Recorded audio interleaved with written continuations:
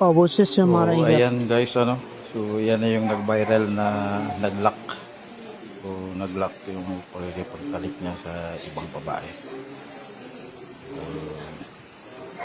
binawian na ng buhay yung lalaki at saka babae.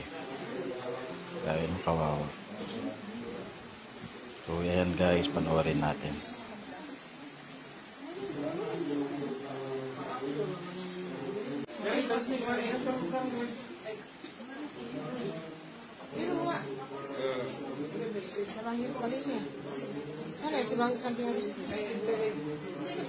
Kawawa guys. Yung dalawang taon.